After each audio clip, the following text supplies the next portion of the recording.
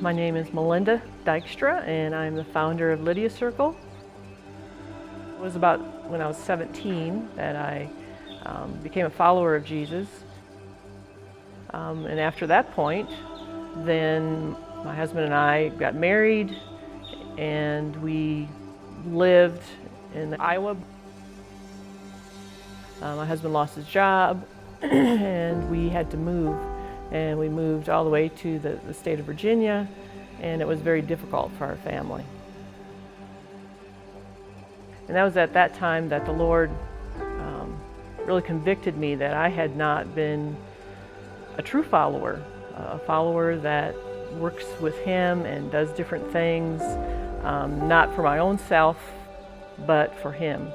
And so I put on a women's conference while we were there in Virginia, and at that time a missionary contacted me and said, "I've heard about you, and I want to talk to you about what we do out in the field in Africa."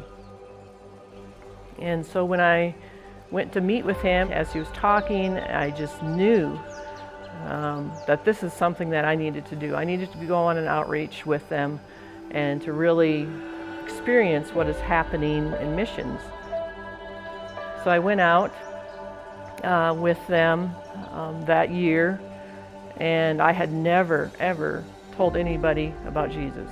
But there was a woman there that helped me along, and she taught me what I should say and how it looks. And so I followed her example, and somebody accepted Christ. It was the first one.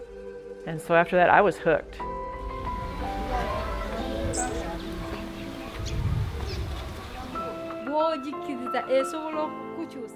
So on one particular outreach in 2010, I went on to the southern part of Malawi, and we were doing an outreach there, and we were working as a team in a very small church.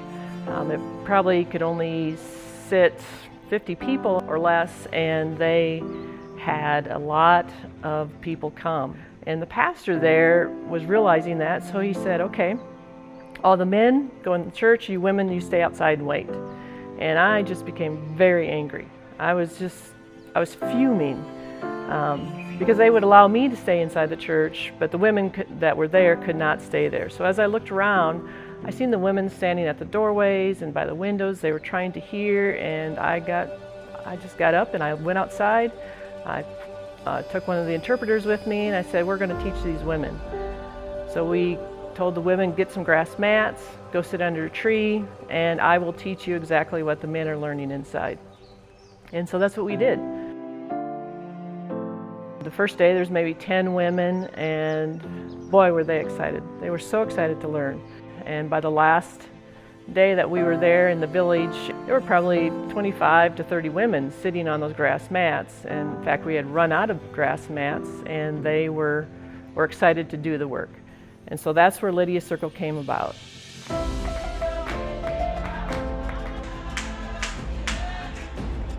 It's very interesting when you come to a new place to do a conference.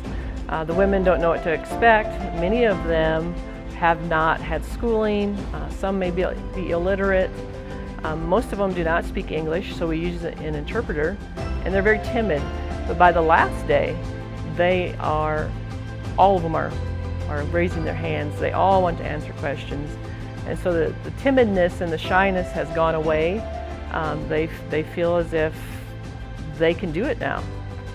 As we go and we train women, we have found that women are eager to tell other women. And it's very easy for women in the village areas. They are outside washing their dishes, they're outside washing their clothes every day. And we have found that there's whole villages impacted by the training of these women because they are not fearful anymore. They have the training materials that we have given them, and they are just on fire.